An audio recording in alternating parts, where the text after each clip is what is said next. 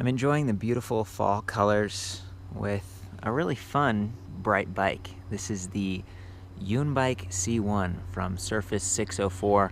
They're a Canadian company from Vancouver, and the 604 is their area code, their phone number, and it sort of designates, city riding, beach riding, mountains. You kind of got all the different types of terrain, and they try to match their bikes to that geography. This bike certainly isn't a mountain bike. It's not really designed to go on the beach, but it does do very well in kind of a neighborhood setting like this, where you just want to cruise along. You've got smooth streets, some bike lanes, maybe some sidewalks, and you want something that's simple, that's going to be ready to go, not too complicated or distracting.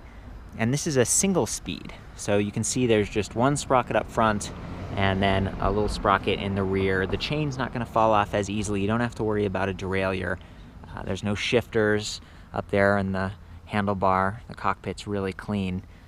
But when you're only dealing with one gear, sometimes it can be a little bit more work, and starting up takes more effort. Hitting those higher speeds certainly turns your legs into like egg beaters. But that's okay if you're just lounging and you're just chilling. Maybe you don't need to go so fast, and this is a good bike for that because the top speed is only 15.5 miles per hour, 20 kilometers per hour.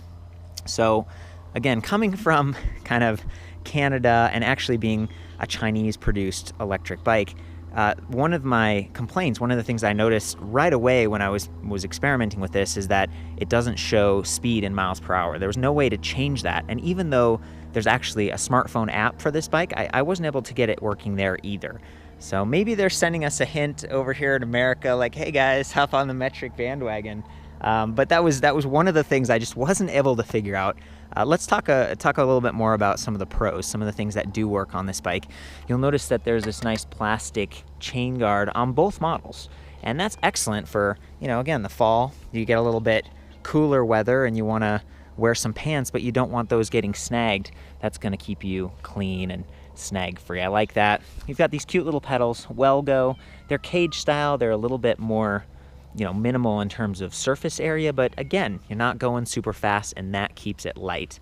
And this bike is really light. I was amazed. A lot of times these companies tell me like, oh yeah, it's 35 pounds, and then you weigh it and you're like, it's actually 40 pounds or something. Well, in this case, it actually was. It was 34.7 pounds is what I weighed this at. The battery pack, which is removable, was only 3.2 pounds. Now, part of the reason this is so lightweight is because it's not super powerful. It doesn't have a huge capacity. So a traditional electric bike, kind of average in the United States, I'd say 350 watt motor, 36 volt, 10 amp hour battery. Well, this one has a 180 watt motor. That's really small. That's just really minimal, even though physically it looks like, man, that's kind of normal sized. This is a gearless direct drive motor, so there's no gears in there, sort of translating high speed RPM in a smaller motor into higher torque. This is just a casing with magnets all the way around it, a little bit heavier, but a little bit more durable, a lot quieter. Those are some of the trade-offs when you're going from geared to gearless, and that's why they chose gearless. But again, only 180 watts nominal, 250 watts peak. 250 is kind of like the European standard. Legally, a lot of their bikes kind of cap out at that. So this sort of fits somewhere within that. And again, the smaller motor, it's kind of a battery sipper. You don't have to worry about draining that fairly small pack extra quick. So the battery capacity on this, it's 36 volts like we were talking about earlier, but only 5.2 amp hours, so about half of what I would consider average size. You might be thinking like, well, what does that mean? Am I going to run out of batteries right away or what? In my experience, no. It's not just because the bike's really lightweight. It's also because there's no throttle mode. And you might be like, well, there's a throttle right there. Like, what's that do? Unfortunately, this is kind of nerfed. It could have done possibly more, but hey, look, we've got a friend. Hey, kitty. Oh boy, I think he or she likes it too. Anyway, the throttle on this, it's really just a walk mode. It kind of gets you going a couple miles per hour, gets you up to speed, but not really any kind of usable speed. It's just sort of, if you're walking the bike along, it'll help you out a little bit. And I don't know, for me it's kind of a bummer because this is a single speed bike, and sometimes I don't want to pedal a whole lot. I just want to I just want to go. And on this bike, not only do you have to pedal, but it uses a strain sensor, kind of a torque sensor in the motor. It's sort of built right in. So it's very, it matches the rest of the bike. It's clean, it's purpose built. It's just, this is like higher end, but you have to work a little bit harder. There are 3 levels of assist, and if you put it at the higher level, even that, you're still working a little bit. This is a more active bike. It leans more towards bicycle than electric bike. So that's worth keeping in mind. I was talking about style a second ago, and you can see this is sort of the mid-step, the red one. You've got a gray one over here that's sort of high step, so it's kind of a his and hers, in my opinion. There's this flat bar here with the nice ergonomic grips versus sort of a swept back bar on this one. So you might, if you're a female, you might be a little bit more petite, and so that's going to be easier to stand over. You might have the shorter arms, so that's going to be easier to reach. If you're a guy, it's kind of the opposite. You want something that's a little bit taller. You want something that's a little bit more spread out. So this is their answer. Both of these bikes are relatively small. Both of these bikes are still lightweight, and they're somewhat adjustable, but you do need a tool to adjust that seat post height here. And I've really jacked mine up kind of high because again, I have longer legs and stuff, and I want to have a nice, comfortable pedaling position. So that's a good sort of a first look here. Other things that stood out to me is they've got like a nice chain tensioner screw here along with this extra washer, just so that, even though you probably don't need it, it's extra sturdy. And those spokes, these are like, they might be 12 or 13 gauge. They're definitely thicker than the front spokes. Those are probably 14 gauge, more standard size up there. So they're reinforcing it, and the maximum weight for a rider on this, I think, is rated at like 260 pounds, which is pretty impressive. The one other area that's a little bit of a kind of a heads up on this bike is that I guess cats love it, and you might be chased down by a herd of cats. I think that's one of like the Norwegian hypoallergenic jungle cats or something. That thing's having a lot of fun right now. Here's the battery charger, 2 amp. Kind of standard. It's about 2 pounds. Pretty easy to work with in terms of plugging it into the wall. But one area that was a little bit difficult for me was getting the battery off. So you have to put the key in over here, you twist it, and then you start sliding it up. But then down here, it's plugged in. Okay, so you kind of have to like unplug it. See how there's not a lot of room in there? And now if I wanted to charge it on the bike, I'd have to like stuff this through here and string this cable through. I find myself just taking it off completely. You slide it up like this. And when you do that, you're left with something. Again, it's like 3.2 pounds, not too heavy. And it has this awesome USB charging port on it right here. So you could potentially, fill up your iPad or your, Zune or whatever sort of portable electronic device you have. That's portable energy right here. And this is still, fairly big. There's a lot of capacity on this. You could probably charge your phone a bunch of times if you wanted to. And there's the plug at the bottom. See how it's kind of unique, like in the world of electric bikes and stuff. This is somewhat proprietary. You have to kind of force this on there. It's not like the easiest thing in the world, but it's also not a deal killer. It's one area that's like not quite as polished. And I think they did that so that they could get the aesthetic right.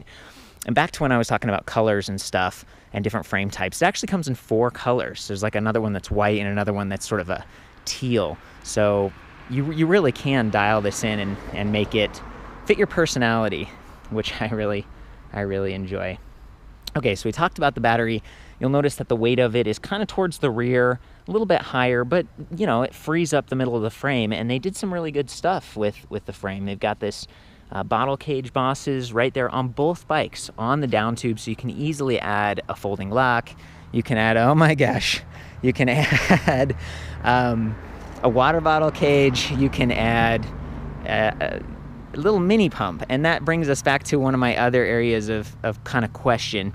You'll notice that the tires on the step-through model, they're really cute. It's almost like a golf ball or something, those little divots, but there's no information on them. It's like you don't even know what brand they are. So I've had to rely on the high step version over here to say, okay, these are Kenda Quick tires. They're 20 by 1 1/8, super narrow, almost like a road bike. And then the PSI, the inflation pressure that they recommend, is 40 minimum to 65 maximum. The heavier you are, the higher pressure you want. And that's actually pretty important on these bikes. If you think to yourself, yeah, these are my convenient bikes, I'm just gonna hop on these and ready to go anytime, make sure you check the tire pressure, because if you don't and you hop on this, you can get what's called a snake bite, which is where you go up a curb or a kind of a heavy bump or something, and it pushes into the tire, and then the rim creates two little punctures that look like a snake bite. Okay, and then you're stuck dealing with like this really unique, smaller tube size that you got to find. You got to take the wheels off. They aren't quick release, they're just bolt on.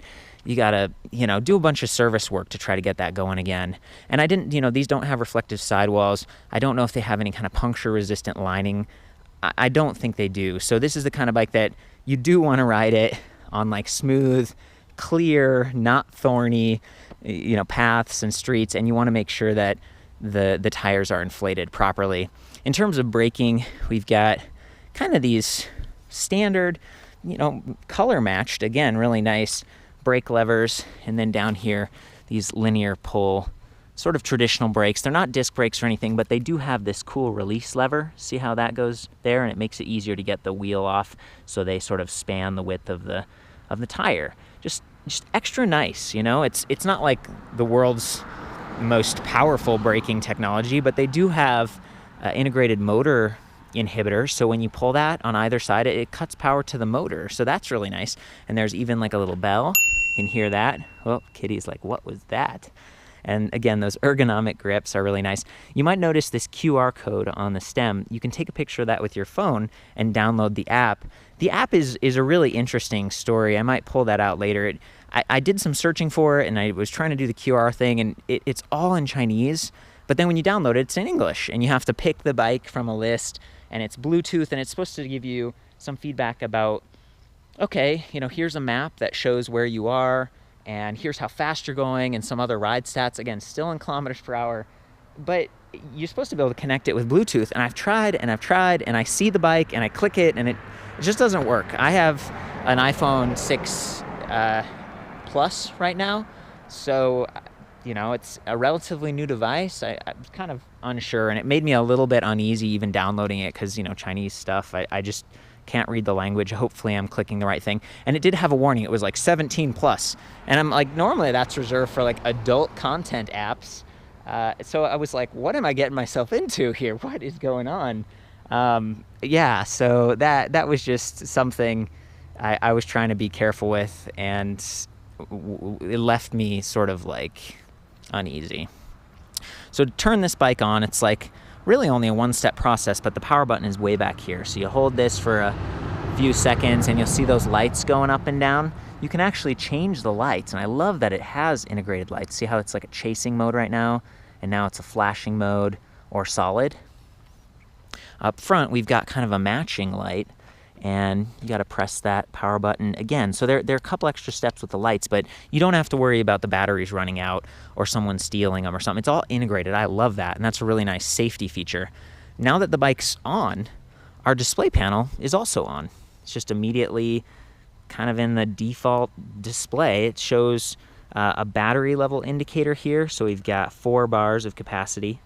We've got speed up at the top, and then there's a USB icon, because here's our second USB port right down here on the bottom of the display. So imagine you're using the app and you're bolting it right there to the handlebars.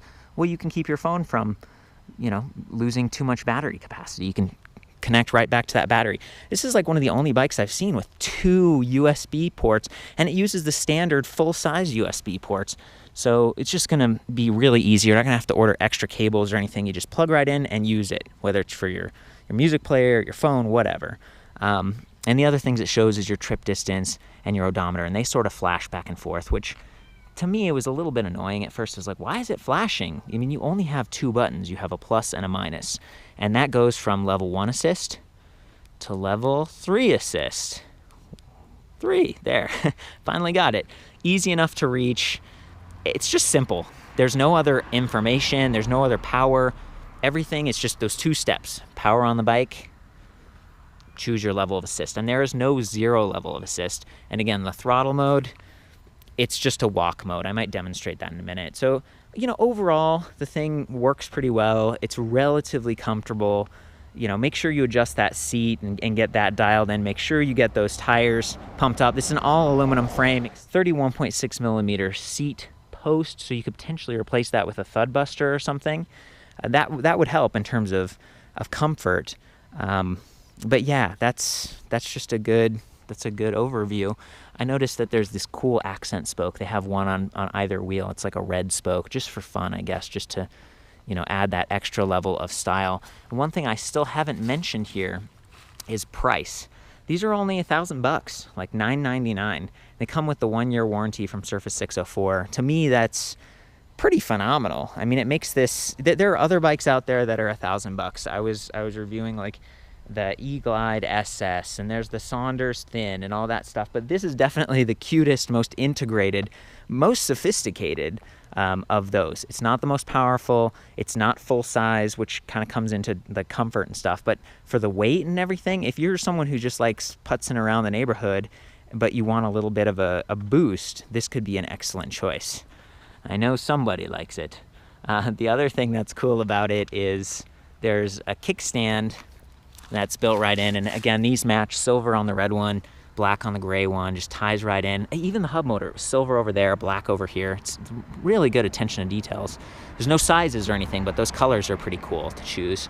And the kickstand's far enough back that you can pedal backwards. You can walk the bike out of like your shed or your garage, and sometimes those crank arms spin backwards. And you don't have to worry about it. It's not going to collide with the kickstand. And even the power cable that sort of comes out down here, you know, it's pretty well protected by the seat stays and the chain stay over here. So it's kind of nice. It does feel like this is durable. The single speed helps with that. We've got some cables run down along, I think that's the brake lever, the brake cable. But we've also got some integrated through the frame. It's very, very purpose-built. And very awesome. I think if they were able to get that trigger throttle working, even though it would burn through your battery much, much faster, I think it would be worth it for those times where you just want to catch up to a friend or, you know, get home quickly and not have to pedal. So I think it's a pretty good overview. I'm going to go ahead and hop on this one and just pedal around for a second and enjoy some of this nice fall temperatures. Okay. There we go. I'm all the way up in assist level 3. I'm pushing, you know, right now. And there we go. Now it's kicking in. Well, listen how quiet it is.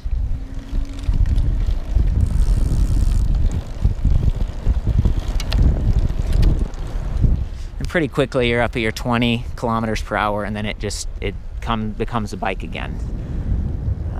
You know, in terms of handling and stuff, it's fairly stable, but the smaller wheels are a little bit more, I don't know, they turn a little bit faster. So I don't know if I would really want to go too much beyond that 15 miles per hour anyway. So this is Lisa, never seen an electric bike before, is that right? Yes, right. It's her first one, and we thought this would be kind of a cool one to check out. Lisa's friends with one of Moni's roommates, and there's a little Puka.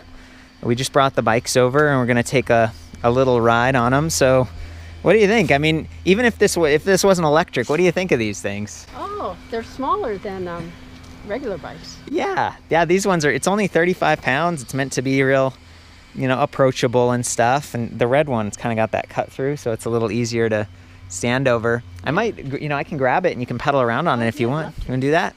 Okay, here, I'm going to hand the camera off to Moni. It's the thing when you're dealing with, like, some of these electric bikes, they have a big motor and a big battery, so it's heavy and it's difficult to get them off the rack and stuff. One of the things I wanted to mention that I forgot about is that the brakes on these are reversed. So instead of having the right brake get your back wheel and kind of sliding out, it gets your front wheel. So if you know, it's kind of a European thing. If you got these bikes, just be careful you don't, you know, overdo it and flip yourself or something. Okay, so the way this bike works is you just turn it on right here by pressing the power button for a few seconds and the lights activate, and then that's it. It's just a bike. You just pedal and it gives you a little extra juice Okay. So I don't have to worry about turning it on, turning it off. Nope. As you pedal, it should just give you a little extra power after you pedal a couple strokes.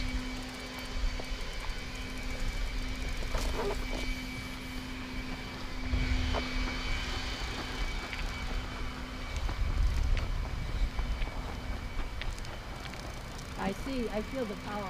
Are you feeling it a little bit? Yeah. And if you pedal a few strokes, it's kind of a torque sensor, so yeah, it should just designed to help you climb the hills a little bit.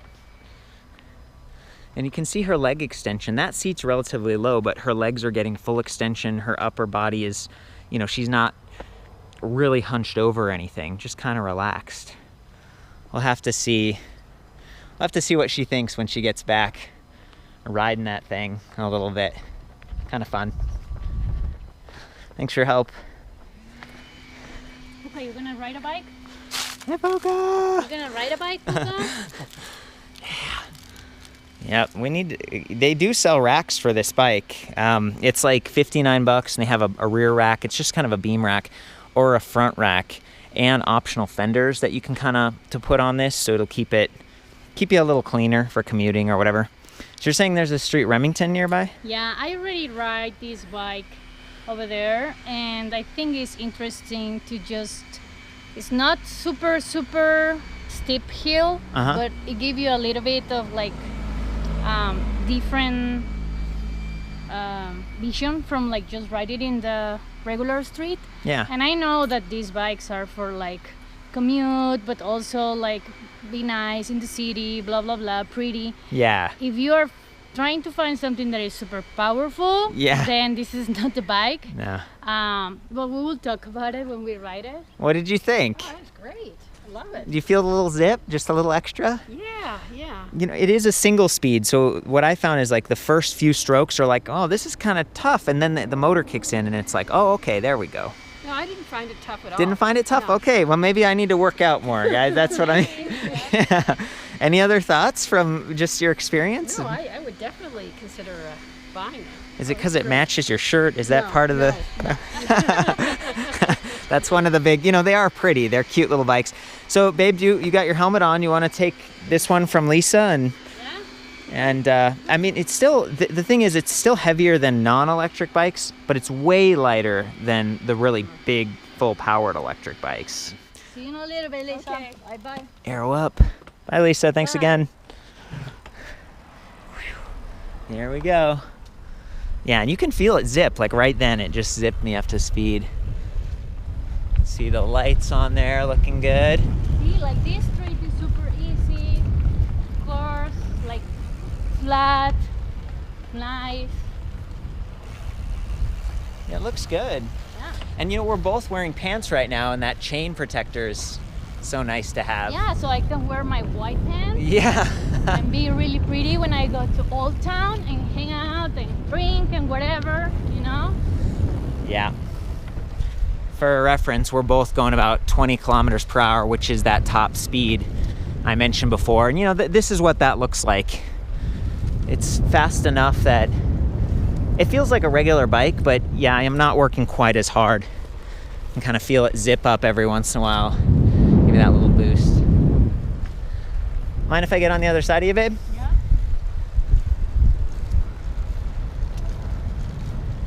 Super quiet.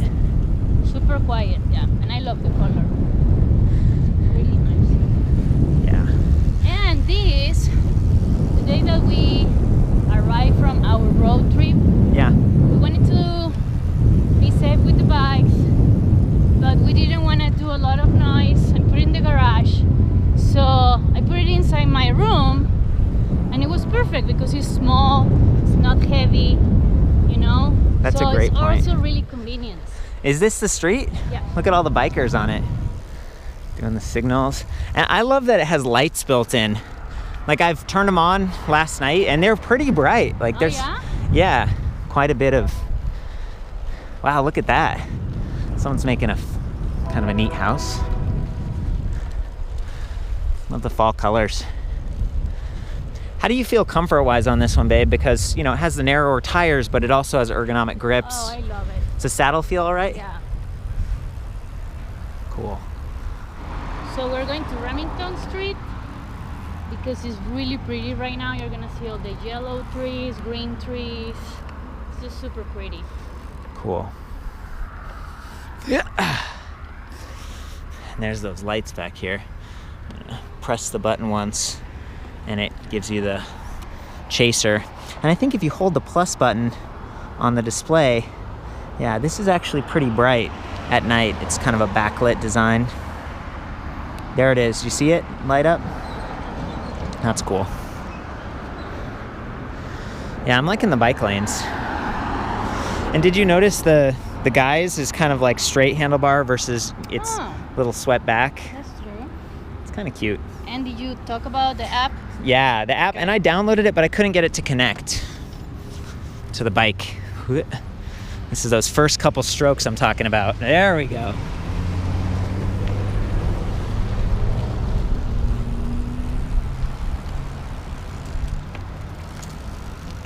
You gonna pass him?